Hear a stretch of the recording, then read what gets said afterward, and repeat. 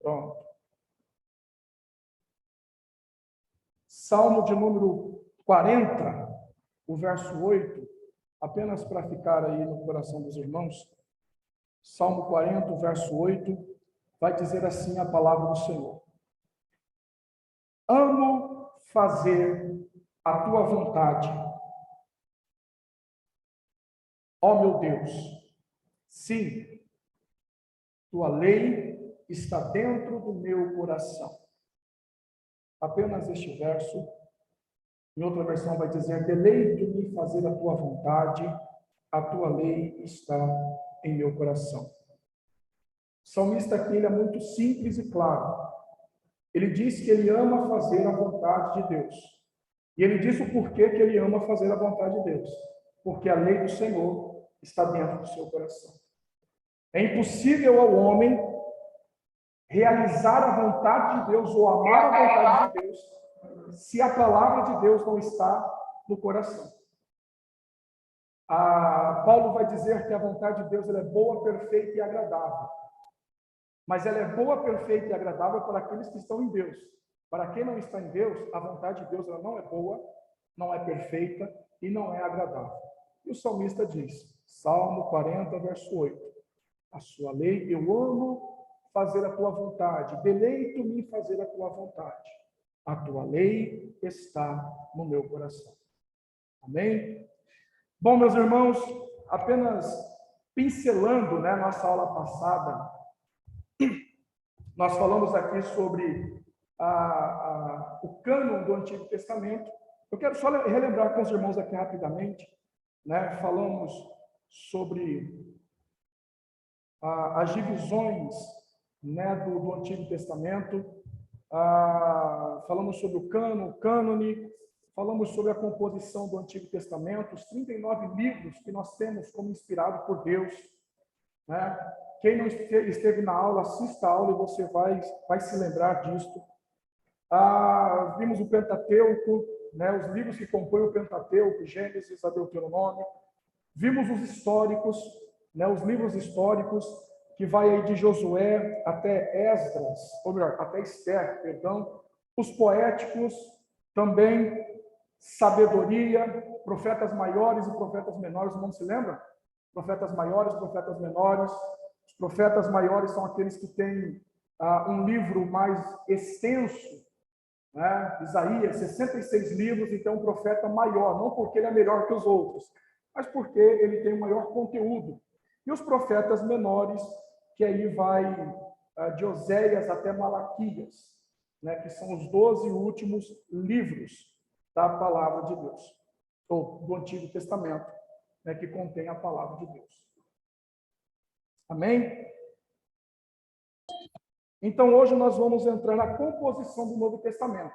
Apenas para a gente poder distrair, melhor dizendo, um pouco, irmãos. Eu acredito que vocês já tenham ouvido falar daquela musiquinha que fala dos livros da Bíblia. A musiquinha infantil, mas é muito legal. Por quê? Faz a gente memorizar os livros da Bíblia.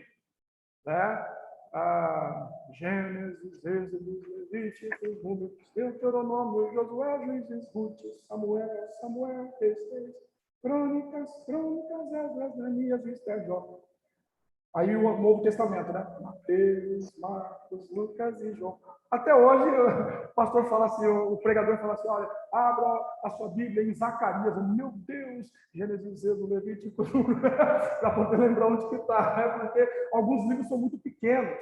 Obadias, por exemplo. Obadias é profeta menor, nós vimos que ele é profeta menor, só que tem 21 versos. Aí você vai procurar Obadias, irmãos, está acontecendo um trem aqui que eu não estou entendendo nada. Aquele dia foi a setinha, Hoje apareceu um trem azul aqui, no computador aqui que os irmãos têm. Aí a gente vai procurar Obadias, meu Deus do céu, e você passa para lá, passa para cá, não acha Obadias. Gênesis, Êxodo, Levítico, para poder lembrar onde que está o livro, Então, para os irmãos que têm dificuldade aí de memorizar a sequência certinha, é bom esse método, porque a canção você se lembra. Você esquece de um monte de coisa, mas quando você canta, você se lembra. Qualquer coisa. É por isso que hoje a canção está sendo utilizada até nas escolas. Né? Você vai numa escola, por exemplo, um cursinho, os professores eles têm uma regrinha lá que eles fazem? Fazem música. Eu fiz um cursinho lá em 2003, 2002, mais ou menos. Aí o professor lá de Química Orgânica, ele fez uma música que está até hoje aqui. Até hoje. Eu sou a química orgânica, meu coração é o carbono. Como é grande. Eu sou primário, secundário, terciário e quaternário.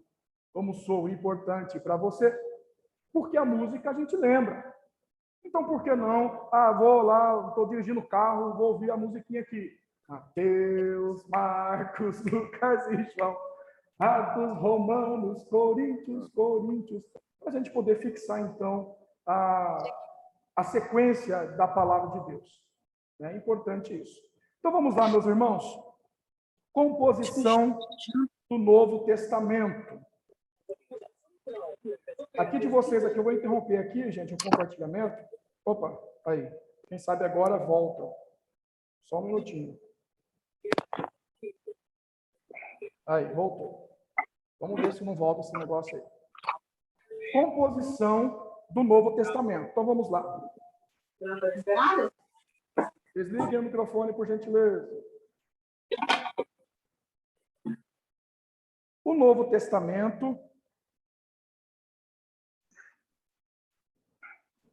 Só um minutinho. O Novo Testamento é composto por 27 livros que são divididos em 4 categorias. Sem olhar aí no seu caderno, sem olhar, apenas se lembrando aí da nossa aula passada. Em quantas categorias são divididas a parte do Antigo Testamento? Pessoal da live aí, quais são as categorias? Pentateuco, histórico, poéticos. Profetas maiores, profetas menores. Isso. A gente fala só proféticos, né? Então são 5, profetas maiores e profetas menores, mas se for só proféticos, são 4.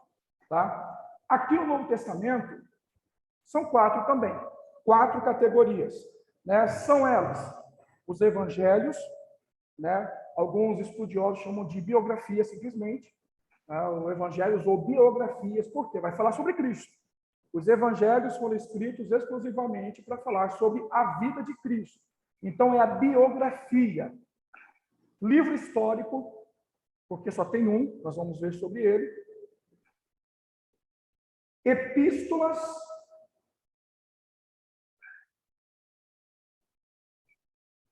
E profecia, ou a revelação. Tá? Então, são essas 4 categorias que são divididos o Novo Testamento. Tá? É dividido o Novo Testamento. Evangelhos, livro histórico, epístolas e profecia, ou a revelação. Tá certo? Vamos lá, então, para a primeira categoria. Os evangelhos. Todos anotaram, gente? Quer que volta lá? Se quiser que volta, tá? Se quiser que espera também, a gente espera. Vamos lá, então. Evangelhos, a primeira categoria dos livros do Novo Testamento. Evangelhos. Quais são os evangelhos? Vamos lá. 1, 2, 3.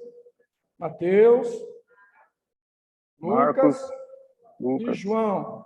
Então, Mateus, Marcos, Lucas e João.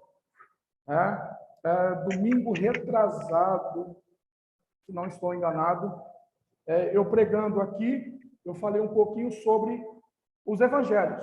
Não sei quem estava aqui no culto, mas foi falar sobre os evangelhos. O objetivo principal pelo qual cada evangelho foi pregado. Acho que foi domingo retrasado, não estou enganado. O objetivo principal porque cada evangelho foi escrito. Gente, a Bíblia não foi escrita assim, vou escrever. Não. Tem um objetivo, tem um porquê. né? Só lembrando aqui, Mateus foi escrito para os judeus dispersos, da dispersão, da diáspora, né? Os historiadores dizem que cerca de 1%, 2% dos judeus da época de Jesus não estavam em Judá, ou naquela região que dizem que é Israel, né? Não estava ali. A maioria havia se dispersado, principalmente depois do cativeiro babilônico. Isso estamos falando lá em 400, 500 antes de Cristo. Tá? Então, depois do cativeiro, os judeus se dispersaram, né?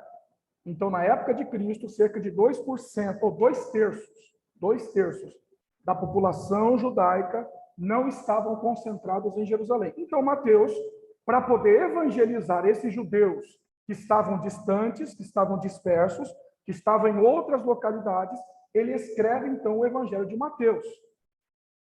Por isso que, vira e mexe no seu Evangelho, ele cita lá, como disse o profeta fulano de tal, assim, assim, assim, para mostrar que Jesus era o Cristo, o ungido de Deus, tinha o título de Cristo, o Messias.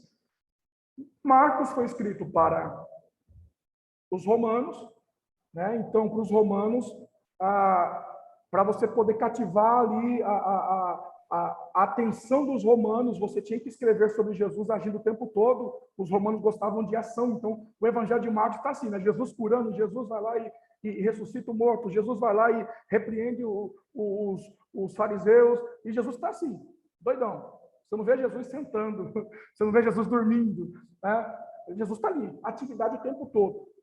16 capítulos, Jesus agindo. Então, o evangelho da ação. Até dizem que esse evangelho é bom para jovem, adolescente, né? Porque os adolescentes, eles não gostam de nada muito parado, então, evangelho de Marcos deles. Está agindo aqui, Jesus está bagaçando. Lucas escreve o evangelho, a biografia de Jesus, para o excelentíssimo, Teófilo, excelentíssimo Teófilo. Então, ele escreve para poder evangelizar esta pessoa, né? Dizem que era um homem da alta sociedade grega, né? E que Lucas, então, começa a evangelizar esta pessoa. Ele escreve, então, a biografia de Cristo para mostrar a este homem quem foi Jesus. E João, né? João, que escreve o evangelho como um tipo de apologia ao cristianismo, um apologeta, defendendo ali a visão cristã que estava começando, dos filósofos, né, dos pré-socráticos, que estavam ali em evidência neste tempo. Então, tem um propósito pelo qual cada evangelho foi escrito. João, eu vou escrever aqui sobre Jesus. Não, tinha um porquê. Por que ele escreveu? Então, esses são os evangelhos. Agora, depois, a segunda categoria é o histórico. O livro histórico. E qual é o livro histórico? Está ali já, né? Atos. Atos é o único livro histórico do Novo Testamento. Enquanto no Antigo Testamento a gente vê vários livros históricos, né? Vai pegar aí de Josué até Crônicas, na divisão protestante. Aqui no Novo Testamento só tem um, Atos dos Apóstolos. É onde Lucas ele narra a história de como sucedeu a vida depois de Cristo, depois da ascensão de Cristo. Ele começa a narrar o que fizeram os apóstolos depois da descida do Espírito Santo, como é que eles se viraram como igreja, né? Se tornaram igreja e se viraram como igreja. Jesus não estava mais de corpo presente, mas agora estavam cheios do Espírito Santo e então começaram a evangelizar em todos os lugares. Então, histórico, né? Temos aqui Atos dos Apóstolos. Gente, se a conexão cair, me avisem. Por aqui, pro WhatsApp aqui. E quem tiver com o microfone ligado, por gentileza, desligue. Depois nós temos as epístolas. As epístolas. É muita epístola. O Novo Testamento, acho que praticamente é isso. As epístolas. Então, Romanos, né? Primeiro vamos às epístolas de Paulo, né? Romanos. Pastor, Sim. o histórico, então, é só Atos? Só Atos. Só Só perguntando Atos? se histórico é só Atos. Histórico é só livro de Atos. Só tem ele no Novo Testamento. Tá? Romanos, 1ª e 2ª de Coríntios, Gálatas,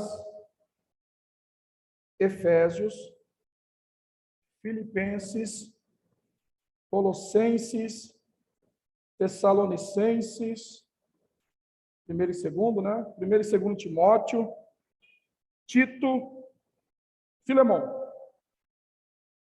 Então, aqui estão as 12, 3, 6, 9, 10, 11.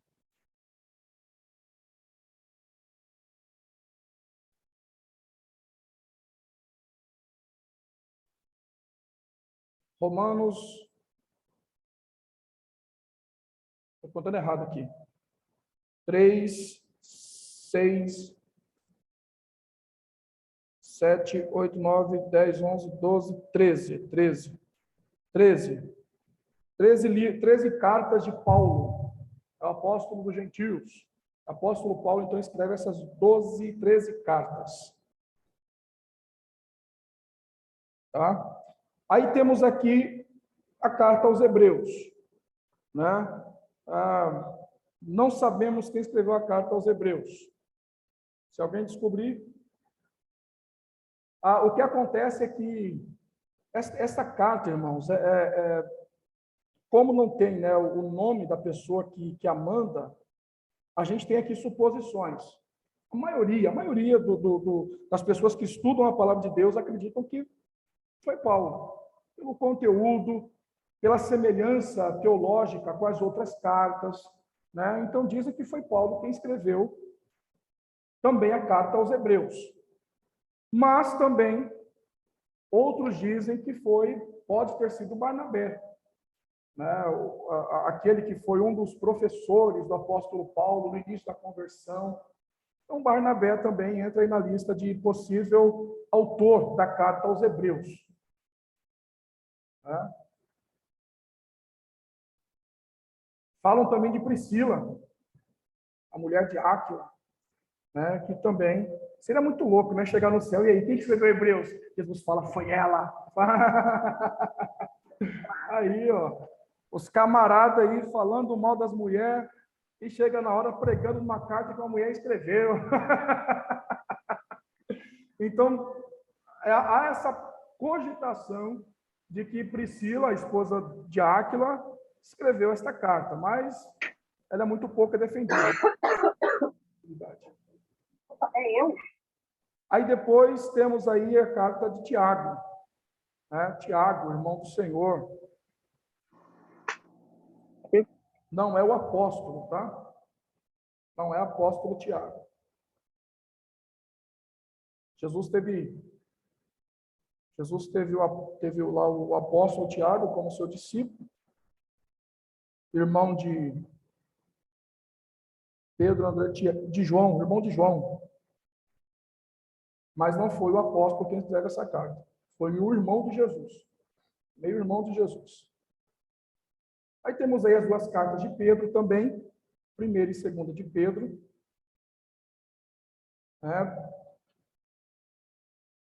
Pedro escreve às igrejas da Ásia Menor.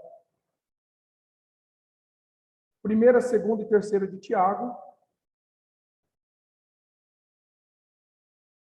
O apóstolo, 1ª, 2ª e 3ª de João, perdão. Nossa Deus. O apóstolo João. É bem possível que essas 3 cartas foram escritas já no finalzinho da vida de João, ali, já quase morrendo, ele vai e fala e alguém anota, né? A carta para as igrejas.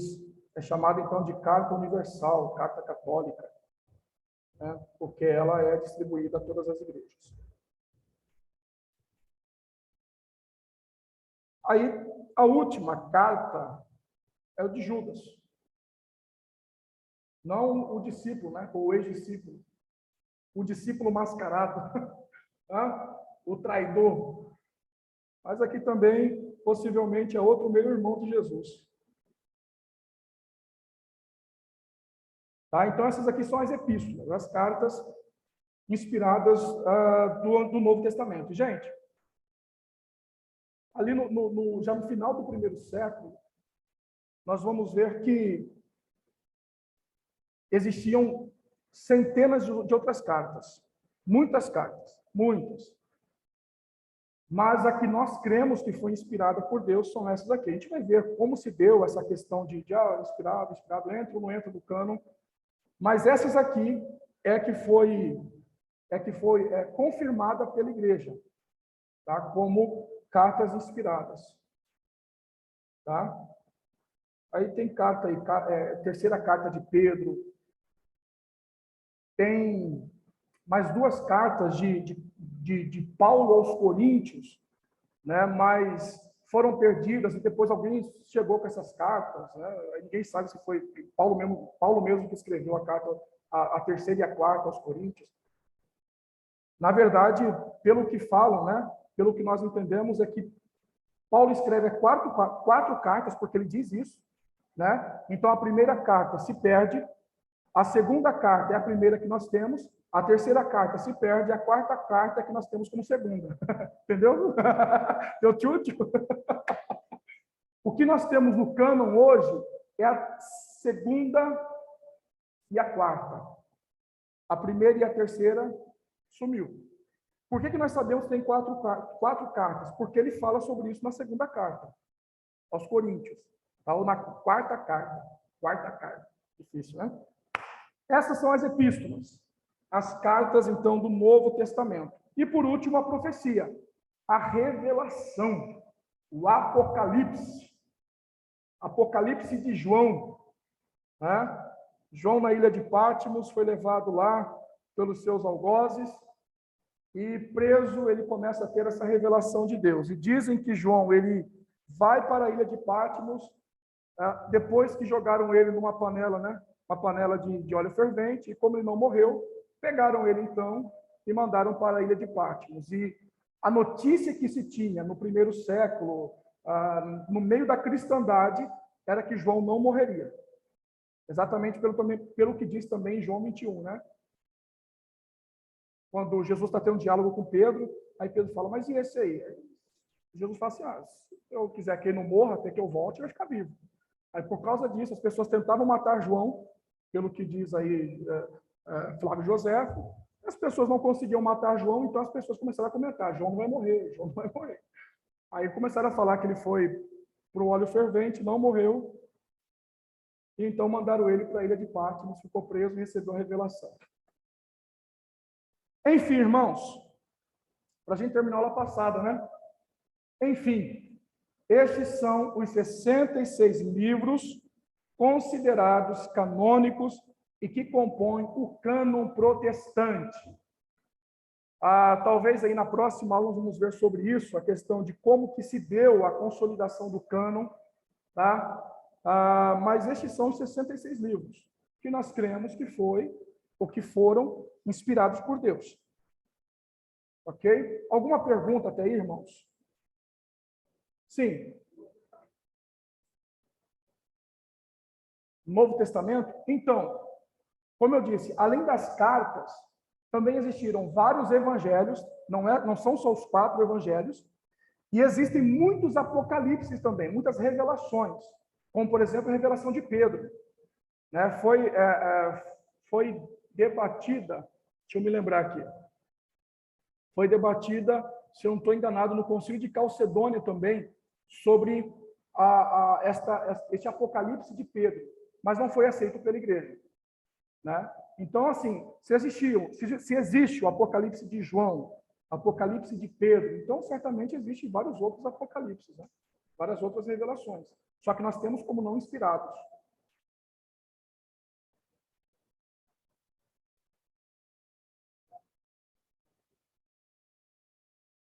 Tirei só para eu ver se eu falo dele. Aham. Sim. 91 livros. Isso aí no Novo Testamento. Novo Testamento.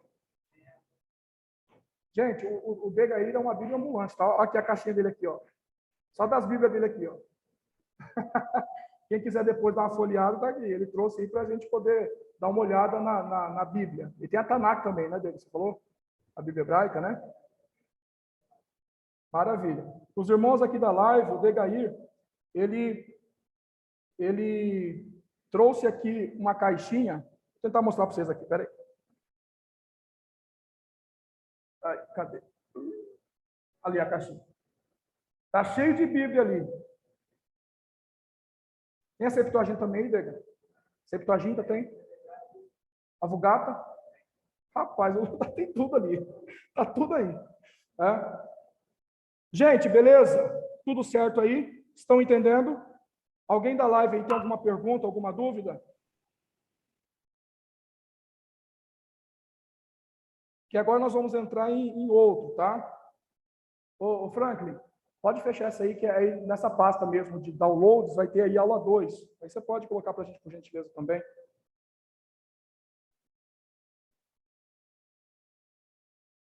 Então, sobre o cânon protestante, está tudo certo, né? 66 livros, Gênesis, Apocalipse.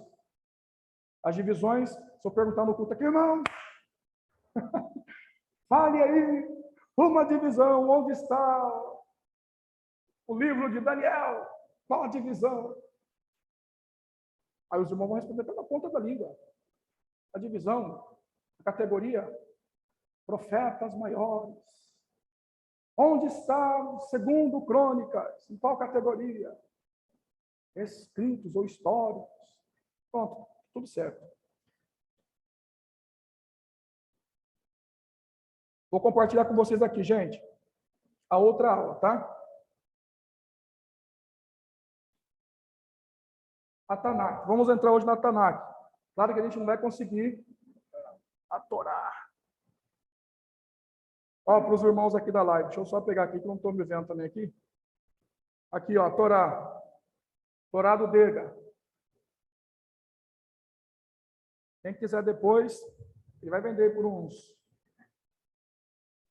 Quantos mil, Dega?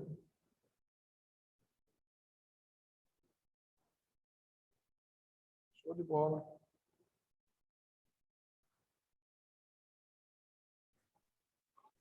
Vamos lá. Pastor, Tanakh é um tipo de Bíblia?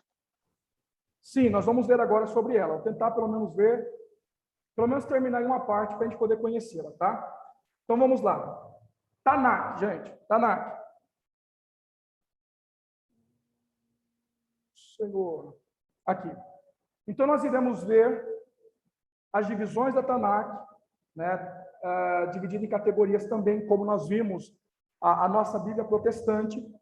Iremos ver a composição do cânon, né? Como se deu a composição da Tanakh. Qual foi o momento em que chegaram e falaram assim, olha, é esses livros aqui. Esses aqui foram inspirados por Deus. A data, mais ou menos 400 a.C., e o concílio de Jamnia, que se deu entre 90 e 100 depois de Cristo. Tá? Que foi aí também um concílio para poder autenticar a questão do cânon da Tanakh. Ok? A gente vê a Bíblia, gente, está tudo tranquilo, né? Para a gente está tudo bem. Não, teve toda uma história para poder chegar onde nós estamos hoje, o que nós temos hoje. Tá certo? Então, nós temos aqui a composição. Vocês estão conseguindo ler?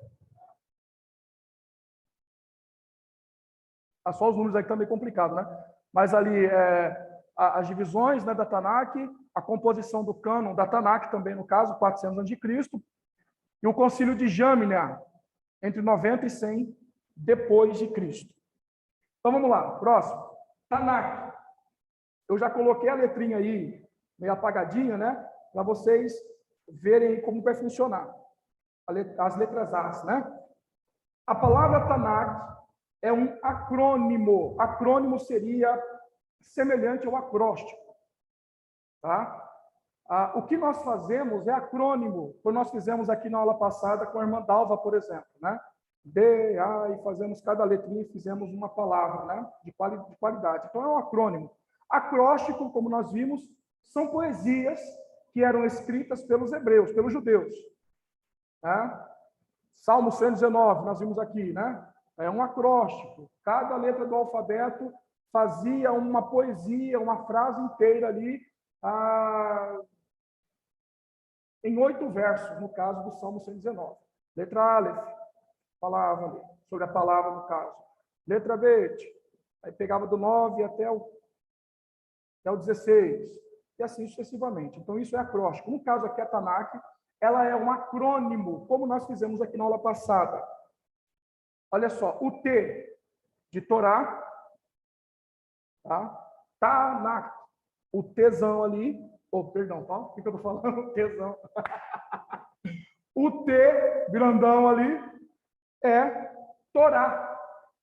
Vocês gostam, né?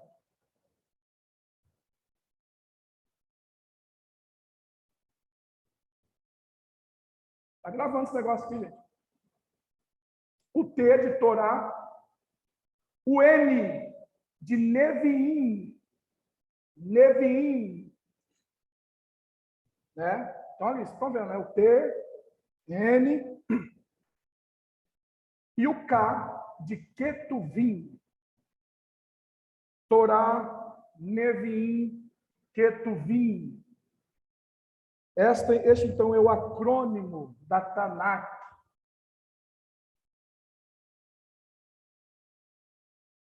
Pode anotar.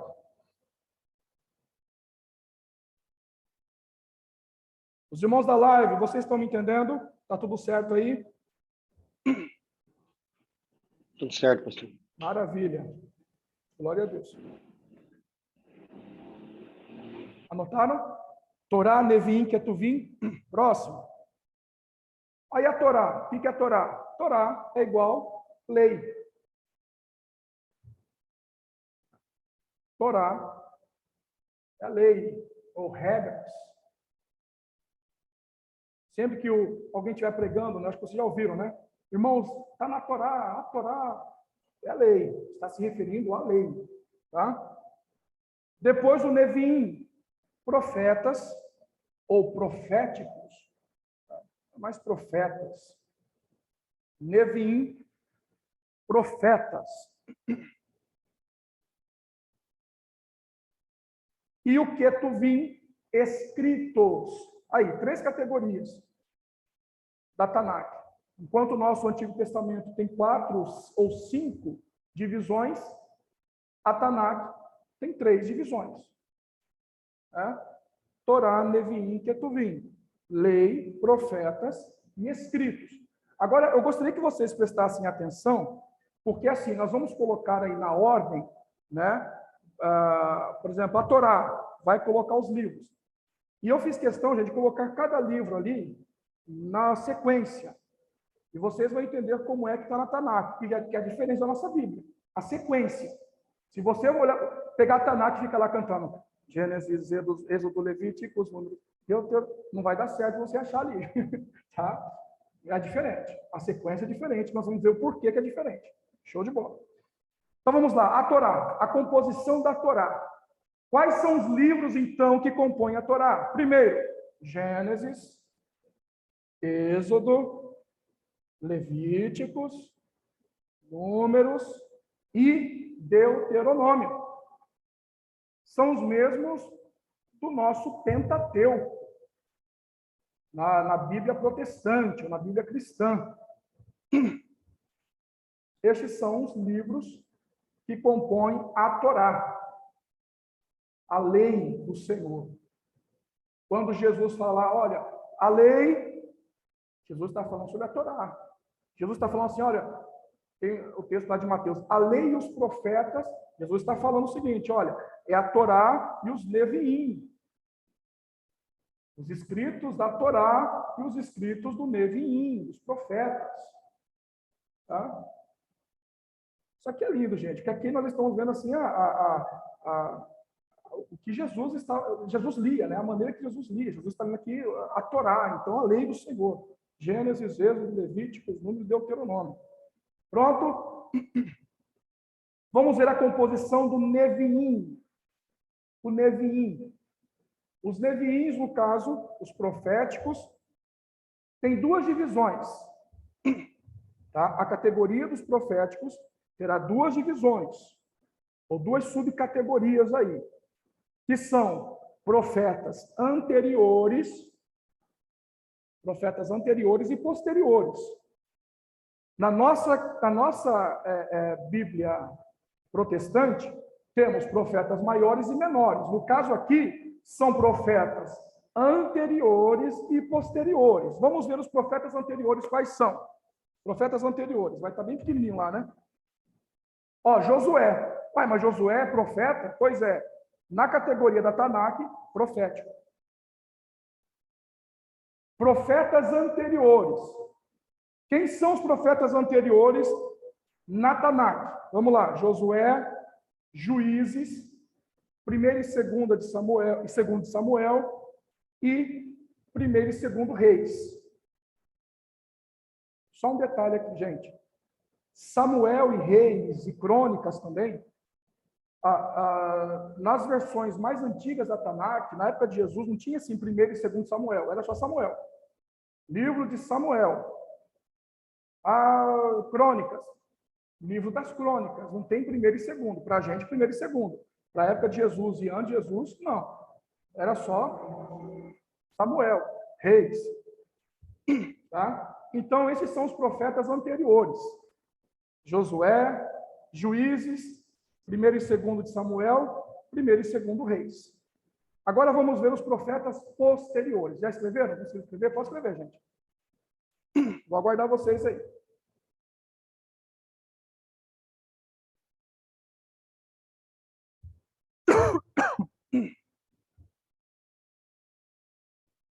Profetas posteriores.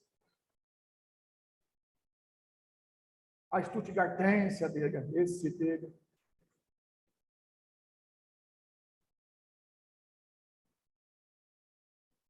Pronto? Profetas posteriores. Quem são os profetas posteriores, então? Ó, Isaías, Jeremias, Ezequiel. Opa, passei. Isaías, Jeremias e Ezequiel. Olha só, esses aqui entram no nosso cânon como profetas maiores. Isaías, Jeremias, Ezequiel. Agora, detalhe aqui, ó. Os 12. Todos os profetas menores na Tanakh está apenas um livro. De Oséias a Malaquias é o livro dos 12. Não tem divisão como a gente tem. Amós, Obadias, Abacuque. Naum. Está aqui. Entra nos profetas posteriores. Isaías, Jeremias, Ezequiel e os 12. Não sei se foi preguiça. Tem 12 aí, coloca aí, os 12. Para nós, temos lá todos eles, cada livro, né, individual. Na Tanakh, não. Eles se encontram nos profetas posteriores, mas está aqui no livro dos 12. É um livro só para todos eles. Show, né? Neviim, profetas anteriores e posteriores. Então, aqui estão todos os livros que compõem os profetas da Tanakh. Torá, Neviim, e agora nós vamos ver o Ketuvim, que são os escritos. Os escritos. O Ketuvim, ou escritos, é dividido em 3 categorias. São eles, olha só, poéticos, 5 rolos e livros históricos. 3 categorias aqui no Ketuvim. Os poéticos, os 5 rolos, que também são chamados de meglotes, e livros históricos.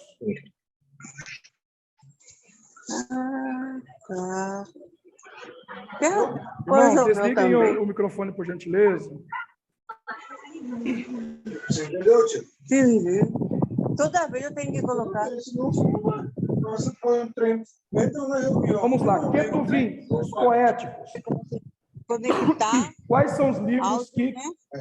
compõem aqui Gente, essa vai- categoria dos poéticos? Aí eu ponho o rei del pai. Tá falando aí, tá vendo tudo aqui no meu vídeo. Então você está com o microfone aberto. Assim, volta um pouquinho, Frank, por gentileza. Tá falando. Eu tô vendo esse aqui.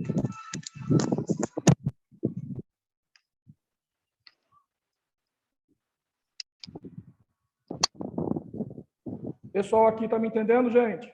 Tá tudo certo aí?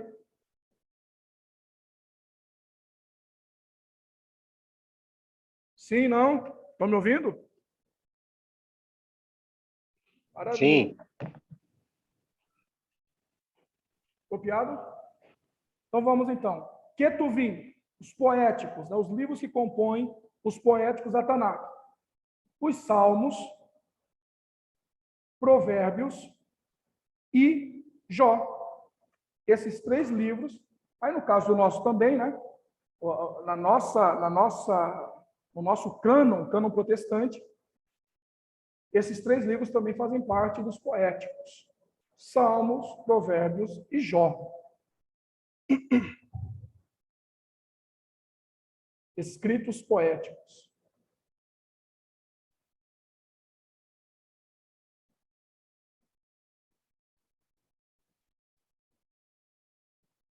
Certo? Vamos lá, então, para a próxima categoria, o Ketuvim 5 rolos, ou os Meglotes. Esses livros, irmãos, eles eram usados em épocas festivas. Nós vamos comemorar aqui a libertação do cativeiro. Eles cantavam alguns desses livros, nós vamos falar aqui, os 5 rolos. São eles, Cântico dos Cânticos, ou Cantar de Salomão, Ruth, né, que até a gente falou que Ruth fazia parte de Juízes, né? Mas aqui já entra nessa categoria aí dos 5 rolos, né? Porque esse aqui já está pós-exílio, essa composição é pós-exílio. Tá? Então, eles vão cantar aqui algumas músicas aqui dos Meglotes, a libertação do exílio babilônico. Eles cantam aqui, por exemplo, ou liam, né, as composições aqui de Lamentações, por exemplo. Aí, Lamentações, né, que é o próximo livro, Esther e Eclesiastes. Então, esses aqui entraram na composição dos Ketuvim, os 5 rolos. Cantares de Salomão, Ruth, Lamentações, Esther e Eclesiastes.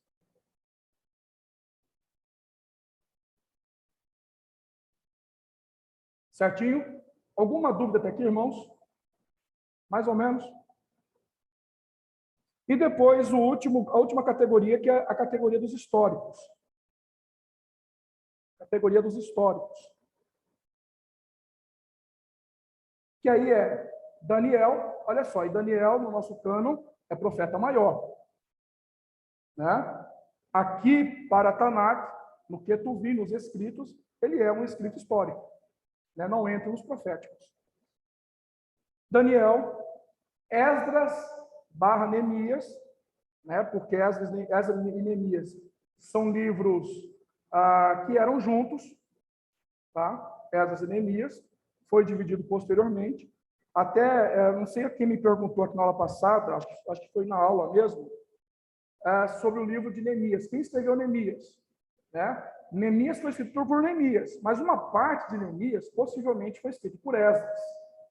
Tá? Porque no início de Neemias ele começa a falar sobre ele mesmo na primeira pessoa, depois a gente vai ver um pouco mais para frente falando de Neemias na terceira pessoa.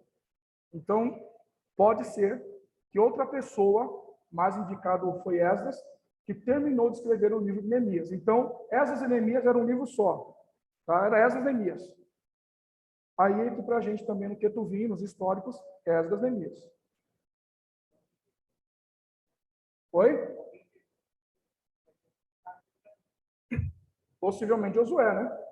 Até eu falei para eles aqui, na aula passada, sobre a hipótese documentária, né, de William House. Aí, se quiser pesquisar depois sobre isso, Você pesquisou, Will, sobre isso? Eu vi você anotando a hipótese documentária? Não? Tá com frio, Dê? É frio ou só barulho? Ah.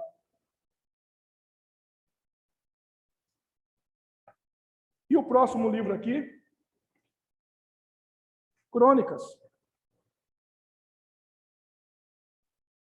Crônicas. Gente, me dê só 5 minutinhos para a gente terminar essa aula aqui, pode ser? 5 minutinhos. Ketuvim, históricos, Daniel, Esdras, Neemias e Crônicas. Primeiro e segundo Crônicas. Então, notem que a Bíblia hebraica, ela termina em Crônicas. Da gente, Malaquias, né, o Antigo Testamento. Para Jesus, Crônicas. Para os discípulos de Jesus, Crônicas. Tá? Então, vamos lá para o fechamento da Tanakh. O fechamento da Torá, Neviim e do Ketuvim. Vamos lá. Para os judeus, e para a maioria dos historiadores, tá? Esdras foi quem organizou e fechou a Tanakh após o cativeiro babilônico. O cativeiro acaba lá por volta de 510, mais ou menos, 520, por ali, antes de Cristo. Neemias volta, reconstrói Jerusalém, as muralhas. Esdras volta. Esdras era um escriba. Ele volta também, filho de sacerdote. Então, ele volta para Jerusalém, para ajudar. Prega para o povo. A Bíblia diz lá em Esdras, né, que eles ficavam da manhã até a noite. E Esdras lá de pé, de frente para o povo, em pé, todo o povo de pé. E ele lia a palavra para o povo. Tá? Então, Esdras é um tipo de organizador da Tanakh.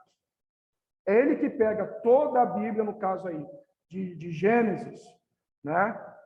Toda a Torá ali, os proféticos, e até ali, no caso, que ele escreve, ele organiza tudo. Para os historiadores, é isso. Tá? Os pesquisadores da Bíblia, foi Esdras quem organizou, então, a Tanakh. Em 90, entre 90 e 100 depois de Cristo, esta questão de Esdras, no caso, foi ratificado no concílio de Jamnia, que foi composta pelas autoridades judaicas. Aí entraram os rabinos, sacerdotes, fariseus, saduceus. O que acontece, gente? Rapidamente, para a gente poder encerrar. O concílio de Jamnia, ele foi feito porque os cristãos começaram a ganhar espaço, né? E os cristãos também usavam a Tanakh. Só que no meio da cristandade e no mundo antigo ali, começou a correr algumas cartas e livros que os cristãos denominavam como autorizadas por Deus, inspiradas por Deus. Começou a ocorrer, por exemplo, o Evangelho de Marcos, que possivelmente foi o primeiro evangelho a ser escrito. O Evangelho de Marcos começou a rodar lá no mundo antigo e os judeus começaram a ficar preocupados com isso, porque para eles não era inspirado, claro, eram judeus, não criam em Jesus como Cristo. Então, eles começaram a ver alguns escritos rodando na cristandade do primeiro século, e eles, então, chegaram e falaram, vamos aqui organizar a coisa, porque eles também usavam a Tanakh. A cristandade usava o Antigo Testamento também. Né? Então, vamos organizar aqui a situação. E também, fato, a gente não pode esquecer disso, 70 depois de Cristo, Jerusalém foi destruída. O templo foi destruído. Então, os judeus estavam meio que perdidos. Onde nós vamos cultuar? O que nós vamos fazer? A maioria dos rolos, né, dos pergaminhos, haviam sido destruídos junto com o templo. Os mais antigos. Então, depois começaram a pegar um aqui, acharam outro ali, né, acharam um pouco na África. Aí, já em 40, na década de 40 aqui, encontraram lá nas cavernas de Qumran, alguns escritos, todo o livro de Isaías estava lá numa caverna, escondido lá, né? Pessoas que estavam ali cultuando a Deus, cristãos, né? Esconderam alguns rolos lá dentro de vasos, acharam agora, na década de 40. Né? Então, eles se juntaram, se reuniram em Jamnia para poder, então, definir aquilo que Esdras já tinha feito. Qual foi o critério? Vocês se lembram do cânon, né? A vara de medir, a regra. Eles tinham uma regra também. O concílio de Jâmnia fez uma regra. E uma das regras era: o escrito necessita ser escrito em hebraico. A primeira cópia. Estavam tentando combater os cristãos, né? Porque os escritos cristãos eram gregos, né? Então eles diziam: para ser inspirado por Deus, tem que ser escrito hebraico. Para ser inspirado por Deus, tem que ter escrito aqui, na nossa região aqui. Só aqui em Israel. Saiu de Israel, não pode ser inspirado. E outro, que é um importante para a gente aqui hoje, é o seguinte: tem que ter passado por Esdras. Porque Esdras organizou aqui a nossa Tanakh. Organizou a Torá, os Neviim, os Ketuvim. Tá? Então, se não passou por Esdras, se foi escrito depois de Esdras, faca na caveira. Não vai entrar. Então, aqui no Concílio de Jâmnia, fechou a Tanakh. E qual foi a versão? Foi a versão hebraica. Aí, rapidamente aqui, tá? Falando sobre a Septuaginta. A Septuaginta, para quem não sabe, gente, aqui da live, a Septuaginta é a Bíblia grega, a versão grega. Como é que foi composta a Bíblia grega? Foi mais ou menos assim. 300 a.C., 300 e alguma coisa antes de Cristo, Alexandre o Grande está lá, conquistando o mundo inteiro, né? Com seus 4 generais, não vou me lembrar o nome, Ptolomeu, Seleucida, mais 2 lá, que esqueci o nome. E eles conquistam ali a região da Palestina. Alexandre o Grande morre com 33 anos. Um dos seus generais, né, o seu reino é dividido em 4 partes, para cada um general. Um dos seus generais, ele assume a região do Egito. E para poder homenagear o comandante Alexandre o Grande, esse general, que se não estou enganado é Ptolomeu, não estou enganado, tá? Eu posso estar falando aqui, ele resolve, então, fundar uma cidade com o nome de Alexandria. Alexandria. Homenageando Alexandre. Em Alexandria, foi feito uma das maiores bibliotecas do mundo, que o mundo já viu. E lá tinha um exemplar de tudo quanto era escrito do mundo antigo. Observaram tudo, isso aí já um pouco, já quase lá, né, 300 mais ou menos antes de Cristo. Observaram tudo e verificaram que eles não tinham um exemplar. E qual era o exemplar que eles não tinham? Me diga, irmãos. A Tanakh. Não tinham a Tanakh. O que eles fizeram? Convocaram, então, olha só, que legal. Convocaram 72 anciãos, hebreus, né, judeus, no caso, para poder pegar a Tanakh, traduzir do hebraico para o grego. Para o grego. Isso foi serviço de anos. Pegar toda a Tanakh, a Bíblia hebraica, e traduzir para o grego. Por quê? Porque o mundo agora é grego. Alexandre o Grande conquistou tudo, ele era grego. Então, todos os lugares que Alexandre o Grande conquistava, ele implantava ali a cultura helênica, a cultura grega. Então, é por isso que há facilitações, por exemplo, já no Novo Testamento, das cartas em grego, as cartas de Paulo que rodam o mundo. Todo mundo não, assim, a maioria das pessoas sabiam falar o grego e ler o grego. Então, a Septuaginta foi escrita exatamente neste tempo, 300 a.C. mais ou menos, que foi traduzida do hebraico para o grego. E o que acontece, gente? Olha só, fizeram toda a Tanakh, traduziram a Tanakh. Ok. Agora nós temos a Septuaginta, a versão dos 70, né? A versão grega da Tanakh. Mas tem alguns escritos ali também, depois de Esdras, no tempo que nós chamamos de um intervalo que foram escritos os livros apócrifos, chamamos de apócrifos ou encobertos, desconhecidos, uma coisa assim, pseudepígrafos. Né?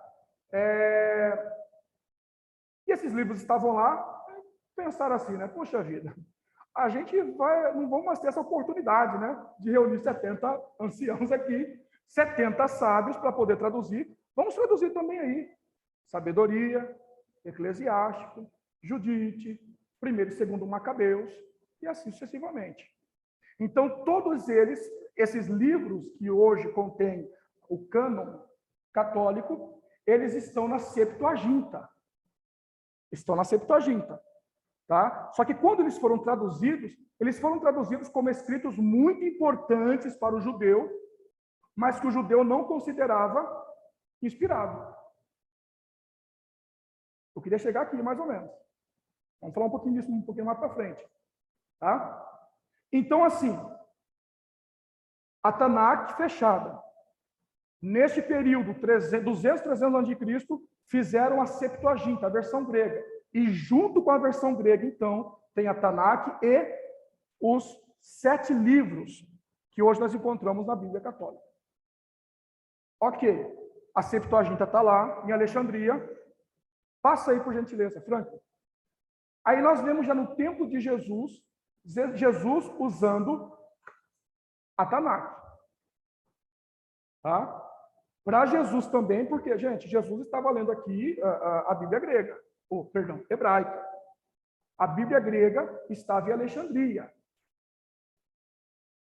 lá no Egito. Embora que algumas cópias já estavam circulando todo mundo, mas Jesus está aqui nos rolos antigos, os rolos aqui em hebraico. Tá? Então, Jesus fala sobre a composição da Tanakh. Veja só, esse texto de Lucas. Vamos ler todos juntos? Vocês também aí, não precisam ligar o microfone, que eu vou ler aqui para o pessoal. 1, 2, 3. Opa, vamos ler. Ah, tá difícil para ler, né? Tá pequeno, né? Tá bom, eu vou ler aqui, vocês acompanhem, se vocês conseguirem ler. Teste de visão aqui, hein? Pelo que esta geração será considerada responsável pelo sangue de todos os profetas, derramado desde o princípio do mundo, desde o sangue de Abel até o sangue de Zacarias, que foi morto entre o altar e o santuário. Sim, eu digo a vocês, esta geração será considerada responsável por tudo isso. Veja, Jesus está dizendo algo muito importante aqui, falando sobre um profeta, Zacarias. Zacarias está escrito onde? Vamos ver aqui o que aconteceu com Zacarias. Olha só, passa aí, Frank, por gentileza. Zacarias está em 2 Crônicas. 2 Crônicas. O que diz lá? Então o Espírito de Deus se apoderou de Zacarias, filho do sacerdote Joiada. Ele se colocou diante do povo e disse: isto é o que Deus diz. Porque vocês desobedeceram aos mandamentos do Senhor, vocês não prosperarão. Já que abandonaram o Senhor, ele os abandonará.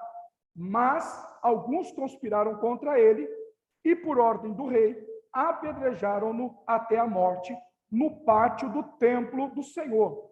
Jesus, aqui em Lucas e também em Mateus 23, Jesus está falando contra os fariseus, que os fariseus, eles consentiam na morte de profetas. Mateus vai dizer, Jesus dizendo, capítulo 23, o seguinte: ó Jerusalém, que mata os meus profetas.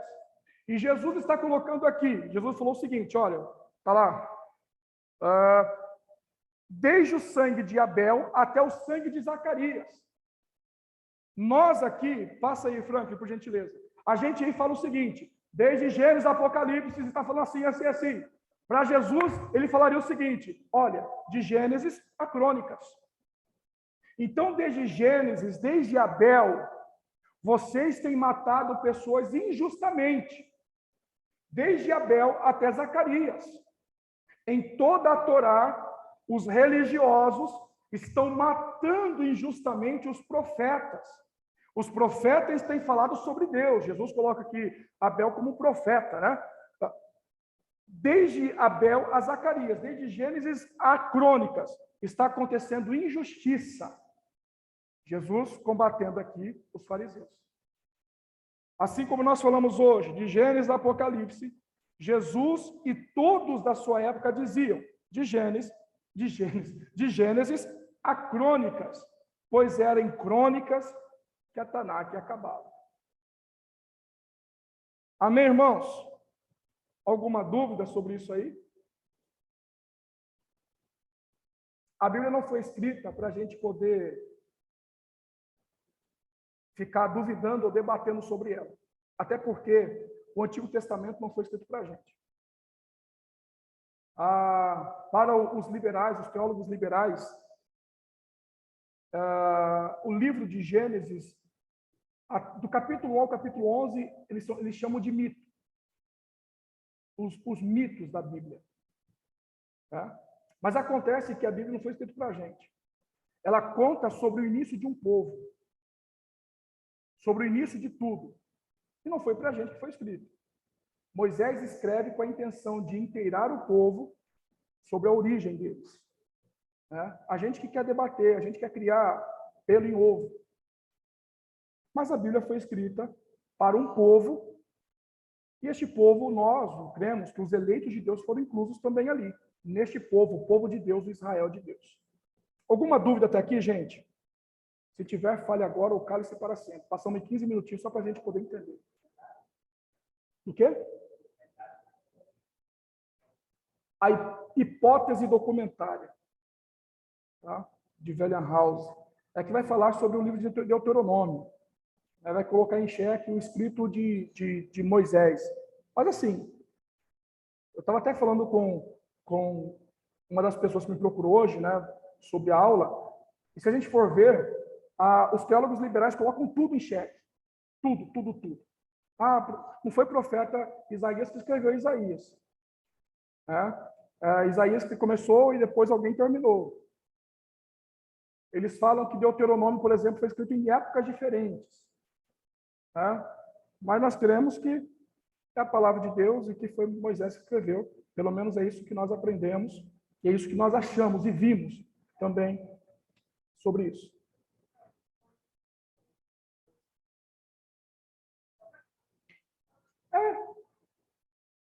Para isso. Não. É só para criar polêmicas, né? Não foi Moisés que escreveu. Mas por quê? Porque esta palavra aqui, porque Moisés usa o nome de Deus diferente por 3 vezes no livro de Deuteronômio. Aí por isso que é chamado, né? A fonte javista, elohista e deuteronomista. Aí tem uma quarta fonte, a fonte sacerdotal. Então, é só para criar problema, né? Mas é bom a gente conhecer, né? É bom a gente conhecer. Hipótese documentária. Tá certo, gente? Então, desculpe pelo horário, desculpe também pela internet aí, tá? Se Deus quiser, na próxima aula estará melhor, tá certo?